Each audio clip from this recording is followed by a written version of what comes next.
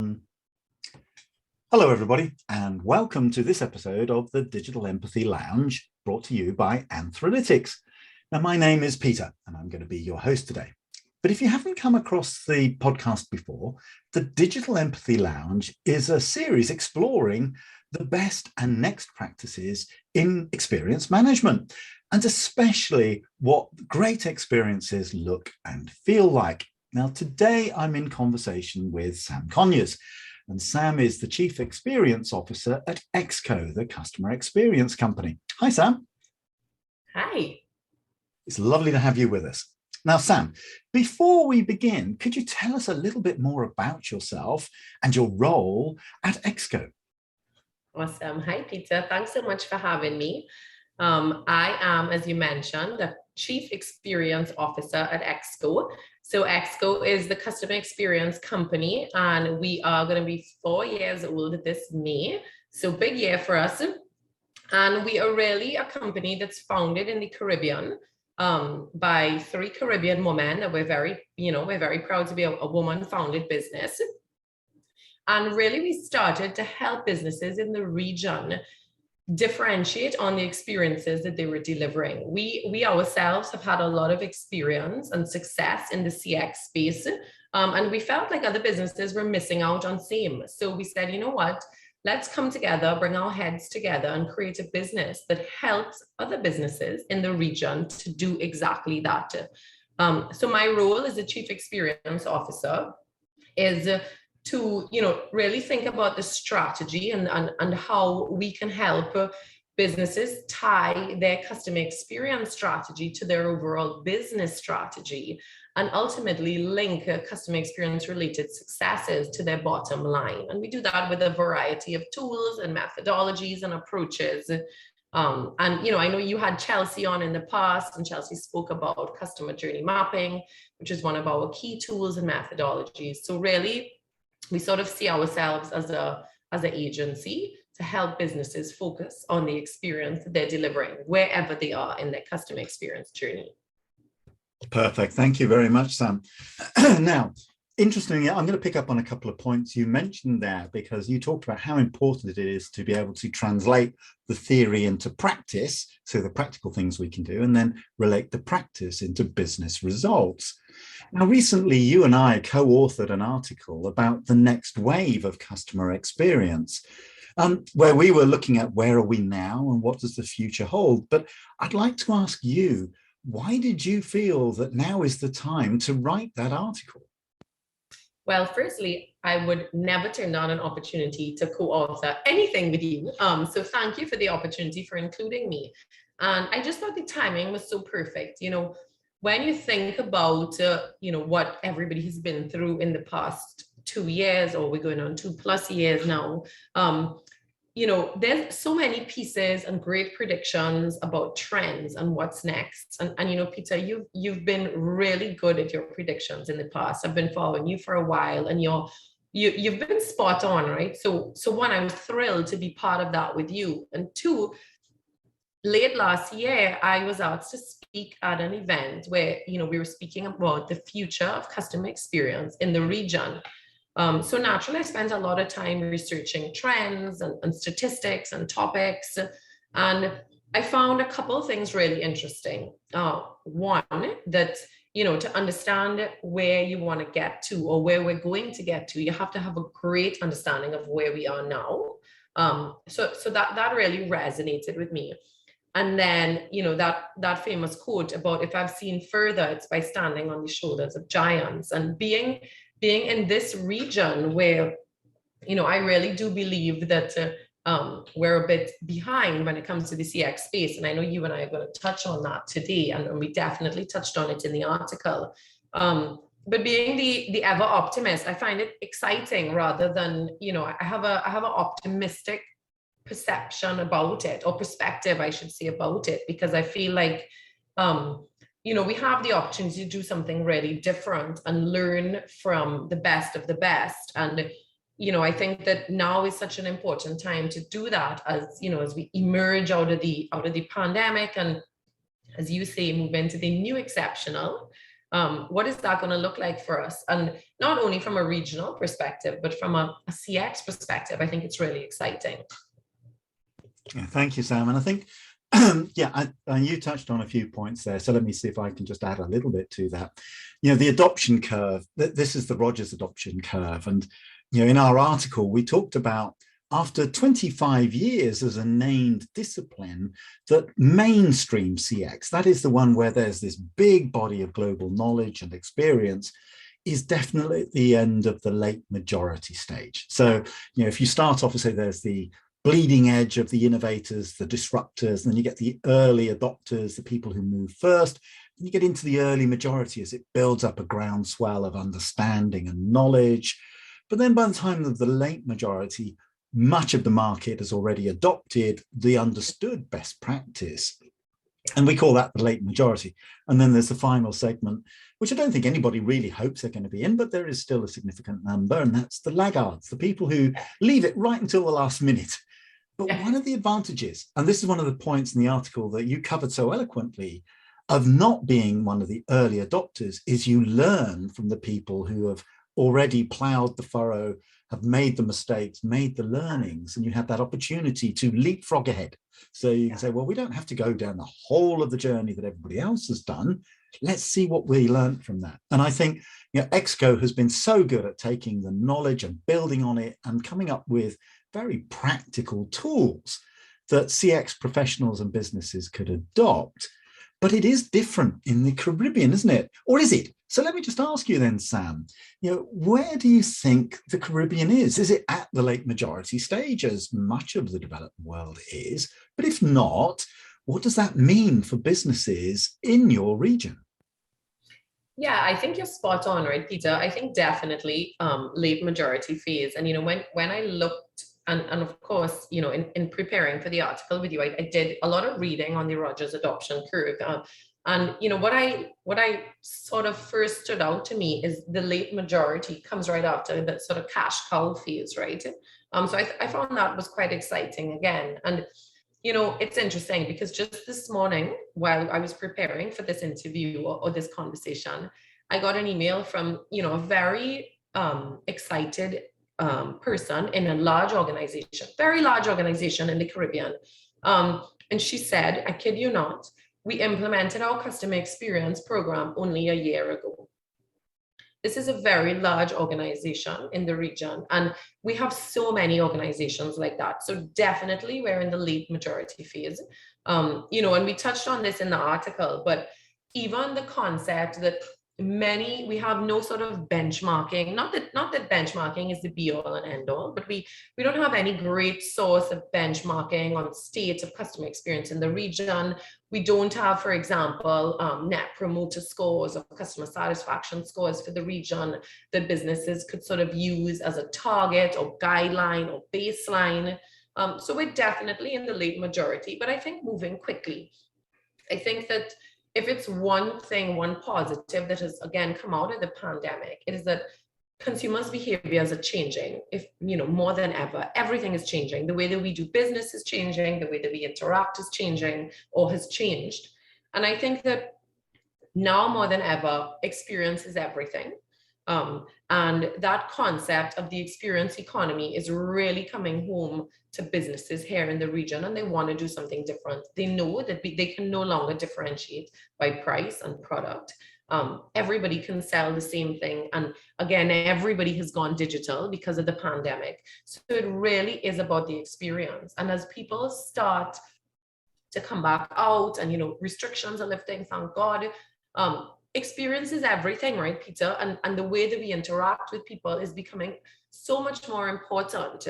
And, I even think the customer service experience that, can sometimes be perceived as intangible or fluffy or soft skills, I think that is re-emerging as so important in sort of differentiating ourselves and how we do business. So while I would definitely say in the region, in the late majority, and I think the Caribbean is not alone there, right? We got some great feedback from the Middle East and other areas that they sort of feel similar, that, they may be behind, the US and the UK, but that there's these benefits to sort of, as you said, being able to learn from the best and following the footsteps, right?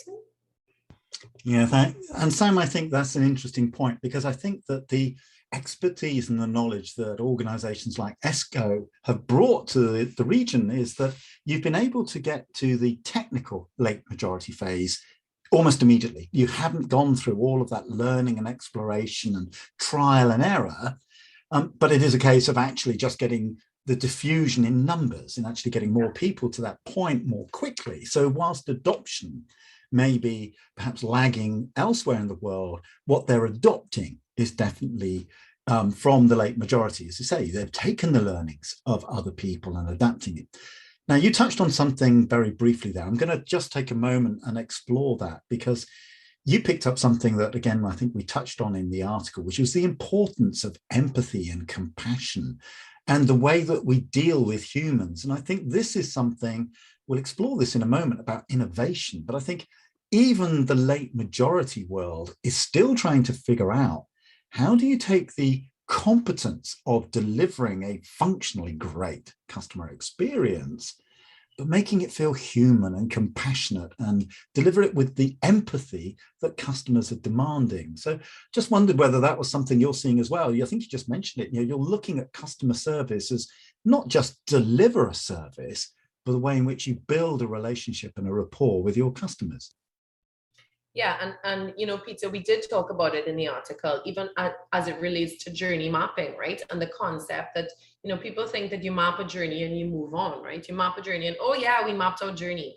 The reality is, like with all things experience, it's a constant sort of fine tuning and finessing and ensuring you bring in the different layers of, that's the complication and I think the beauty of CX, right? There's so many different layers that can apply across an organization and can make such a difference. And when you think about, the empathy layer, again, now more than ever, so much has changed that, even expectations have changed, right? And what people want. So when I visit a store now, if I was to go into brick and mortar, for example, my expectations are totally different. Why?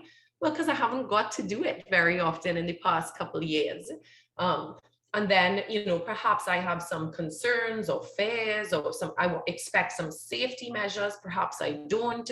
So there's so many more complications now that, when you look at empathy and utilizing the tools of CX and even applying it right back to your model and the waves that, you spoke about in the article, I think it's really critical that we bring it all together to figure out how do we, one, understand where we are and what we're delivering, and then sort of move forward, again, to your point about doing something a little different, and think about, how do we start to predict and really measure to ensure that we're delivering experiences that are individualized and personalized to the customers that our businesses are interacting with.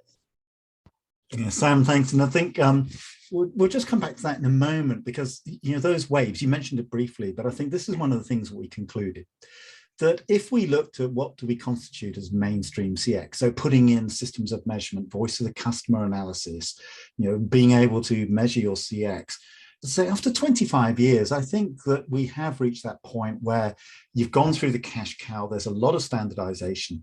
As you said, there are businesses who perhaps are a bit late starting their CX journey, but they've been able to go very quickly because there are so many tools available to them.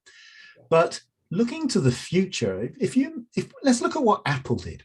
Apple didn't just invent one product and then rode it through the market. They launched a product which was disruptive and innovative in its own way, and then very shortly afterwards, they invented and introduced another one. They brought another innovation, and they're still incrementally improving the old one, but now they've got another product that's innovative. And then a year later, there's another innovative product. So they have these waves of innovation. So let me then just ask you this as a final question, because you obviously deal with organizations that are in all stages of the journey. We both agree that mainstream CX has gone about as far as it needs to now. It's certainly done all the discovery stuff, but it has to innovate if it's going to remain a competitive advantage, or the competitive advantage it was when it was starting out. So just like to ask you very briefly then, what are you excited about for the future? What are the innovations that have got you thinking and looking to the future and saying, I just can't wait until we can operationalize that? Yeah, I mean, there are really quite a few. I mean, I am really excited about the predictive side of CX that you guys do so well, and other companies are really doing so well and exciting in using data. So making customer experience more tangible, because I think, again, if I speak from a regional perspective, one of the challenges I see businesses still having is making customer experience tangible. So yes, we can show them the returns on investment, and we've been able to really clearly demonstrate the return on investment from taking a customer sort of first approach, um, to reducing some of your operational cost, and of course increasing your retention and loyalty and new business. Um, but I think for me, something that's really exciting is the space of prediction. So combining that operational data and that customer experience data to start predicting what your customers are going to do. I mean, who doesn't want that, right? I mean, to have a little bit of foresight and to start making business decisions ahead of time rather than always feeling like you're in firefighting. We always say that here in Exco, right? Customer experience can feel a bit like firefighting. You're always outing the latest fires. So I find that really exciting to move into prediction. And we use that example a lot at Exco, right? That, businesses in the region are still making business decisions based on one-off market research data. So I'm really excited about, again, to use your word, to how we can leapfrog that to say, we can actually, we can do transactional surveys and help you get feedback on your existing transactions and relationships and make a lot of improvements there. But could you imagine if we can start using all of this data and being predictive at the same time? So that's one that's really exciting for me. And then two, you actually just said it, but helping businesses operationalize journey maps. I think that customer journey maps are a very powerful tool when done well. And unfortunately, I think they've had a bit of a bad rap recently because they're just something that's done and put aside. Whereas, we've seen the benefit of really operationalizing that to not only remove, those pain points, those sort of typical pain points, but again, start to create those differentiated moments within the journey. Because when you think about it, every moment that you've had with Apple or some of the big brands, those don't just happen by accident, right? It's somebody behind the scenes that's carefully designing these experiences that we have and that we love and that we still talk about it. So that excites me, to help businesses see the value of breaking it down to the pedantic nitty-gritty, every stage and layer of the journey, to pull out where they can really wow their customers. And that can be through a customer service experience. It can be through a digital experience. It can be through an empathetic type experience. Or it can be through, removing friction and making things simple. So I get really excited about really operationalizing journeys, and then using data to be predictive. Yeah, thanks, Sam. And that was something I think that, you're right. Wouldn't it be great if we knew what our customer wanted before they knew they wanted it? If we could actually use that to help us make the best decision for them and for us. And I think that is the holy grail, if you like, of customer experience, that we both win in a relationship we both value. And experience by design, which is a point you've made about operationalization. Although I don't want to keep harking back to Apple, but there are some things they do really well. For example, they have a whole department just about the unboxing experience. So what it's like to receive an Apple product. Now, I'm not saying we all have to go to that level of detail. Yeah. There are practical and pragmatic steps, and using technology and insight together can really help that. So Sam, thank you so much. This has been a great conversation. And I'm looking forward to our next one. And let's see if we can publish something else in a little while as well. But until then, I just want to say thank you for taking part. Sam, thank you for sharing. That's great. And to those of you watching, I hope you've enjoyed it. If you'd like to take part or be a guest yourself, then check out the comments. They will find a link there. Just email me. We'd love to hear from you. But until the next time, all that remains for me to do is to say thank you very much and goodbye. Take care now. Bye-bye.